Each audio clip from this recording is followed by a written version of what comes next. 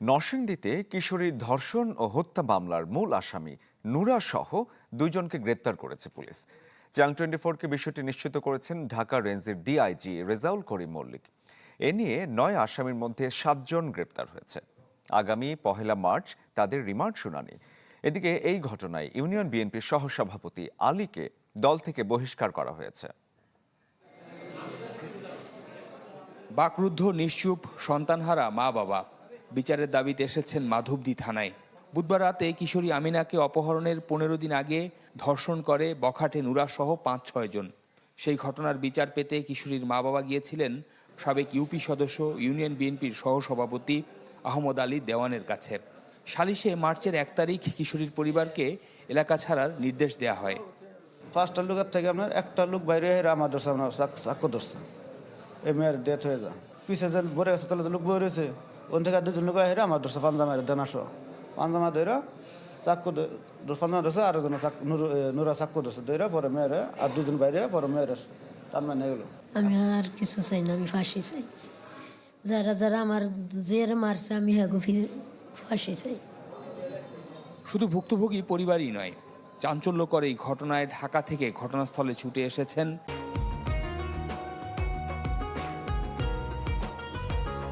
পুলিশের ঊর্ধ্বতন কর্মকর্তারা। শুক্রবার সকাল পর্যন্ত গ্রেফতার করা হয়েছিল সালিশকারী সাবেক ইউপি সদস্য আহমেদ আলী দেওয়ানকে, সাথে তার ছেলে ইমরান দেওয়ান ও মোহাম্মদ আইয়ুবকে। আর ধর্ষণের অভিযোগে গ্রেফতার করা হয়েছিল ইবায়দুল্লাহ ও গাফফারকে। রাতে এই ঘটনার প্রধান আসামি নূর মোহাম্মদ নুরাকে গাজীপুর থেকে আর হজরত আলীকে গ্রেফতার করা হয় কিশোরগঞ্জ থেকে। এ নিয়ে 9 আসামির মধ্যে গ্রেফতার করা হলো 7 জনকে।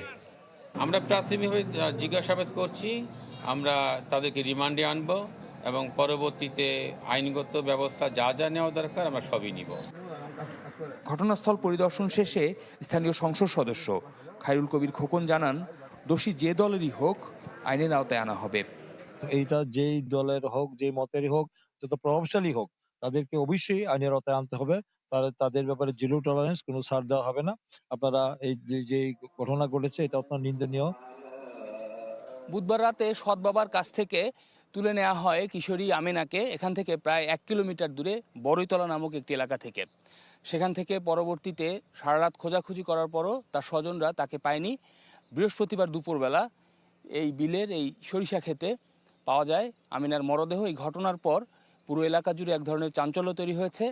সবাই সর্বোচ্চ শাস্তি দাবি করছেন যারা এই ঘটনার সাথে জড়িত তাদের।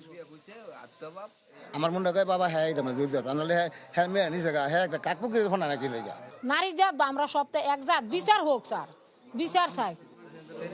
শুক্রবার দুপুরের পর নরসিংদী সদর হাসপাতালে ময়নাতদন্ত শেষে মরদেহ নিয়ে আসা হয় নিহত কিশোরী আমিনার ভাড়া বাসায়। পরে পার্শ্ববর্তী কবরস্থানে দাফন করা হয় তাকে। আমিনার মা বাবা দুজনই স্থানীয় কারখানা শ্রমিক। মায়ের বাড়ি বরিশালের মেহেন্দিগঞ্জে আর সৎ বাবার বাড়ি শেরপুরে। শফিকুল ইসলাম সবুজ, চ্যানেল 24, মাধবদী, নরসিংদী।